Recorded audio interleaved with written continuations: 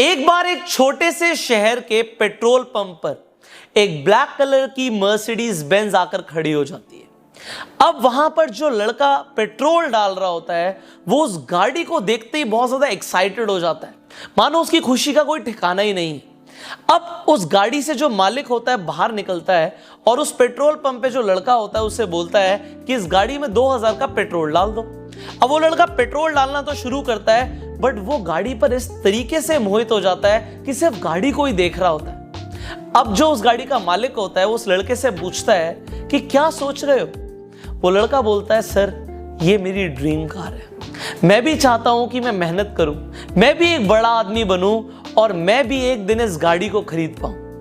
वो आदमी जब उस पेट्रोल पंप के लड़के की बात ये समझता है तो उसे अपना एक विजिटिंग कार्ड दे देता है और बोलता है कि इस पे मेरा एड्रेस लिखा है, कल मेरे ऑफिस आ जाना, मैं तुम्हें बिजनेस करना सिखाऊंगा और हो सकता है अगर तुमने मेहनत करी तो कुछ सालों में तुम भी अपनी इसी तरीके से गाड़ी खरीद पाओ।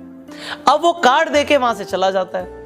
अब वो लड़का उस कार्ड को देख रहा होता है और जब वो देख रहा होता है तो उसके दिमाग में कुछ ख्याल आने शुरू हो जाते हैं। वो सोचता है, पता नहीं ये आदमी मुझसे क्या करवाने वाला है, पता नहीं कैसा काम बता देगा, इसने मेरे साथ कुछ कर दिया तो। आजकल टीवी पर भी पता नहीं इस तरीके की स्टोरीज आने लग गई हैं, शायद मुझे नहीं जाना चाहिए।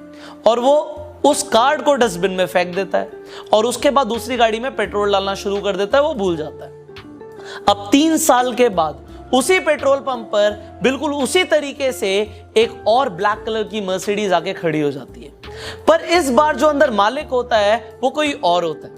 मालिक बाहर निकलता है और बोलता है 2000 का पेट्रोल डाल दो। अब पेट्रोल जब भर रहा होता है वो लड़का फिर से उस गाड़ी को देख रहा होता है, पर जो मालिक होता है वो बोलता है, तुम्हें याद है आज से 3 साल पहले यहां पर इसी तरीके से एक गाड़ी आके रुकी थी।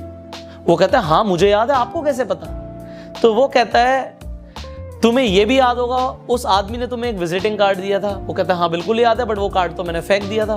कहता है, मैं इस पेट्रोल पंप पर पहले सफाई किया करता था, मैंने डस्टबिन से कार्ड निकाला और मुझे नहीं पता तुमने क्या सोचा, बट मुझे लगा कि अगर मैंने इस अपॉर्चुनिटी को गवा दिया तो शायद मैं फिर कभी बड़ा आदमी ना बन पाऊं। तो मैंने उस कार्ड पे फोन किया, मैं उन सज्जन से जाके मिला जिसने तुम्हें कार्ड दिया था और उन्होंने मुझे बिजनेस करना सिखाया और आज 3 साल के बाद मैं इस गाड़ी का मालिक बन चुका हूं। काश तुम भी 3 साल पहले शक ना करते अपॉर्चुनिटी पर और एक बार उस मालिक से जाके मिलते तो सही, बट तुमने ऐसा नहीं किया और तो तुम आज भी यहीं पर हो।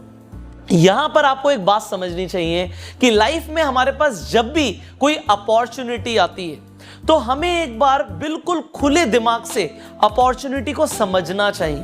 हो सकता है वो अपॉर्चुनिटी हमारी जिंदगी बदल कर रख दे, बट ज्यादातर लोग जब भी उनके सामने कोई नई अपॉर्चुनिटी आती है वो खुद पे ही शक करना शुरू कर देते हैं कि शायद मैं ऐसा कभी नहीं कर पाऊंगा।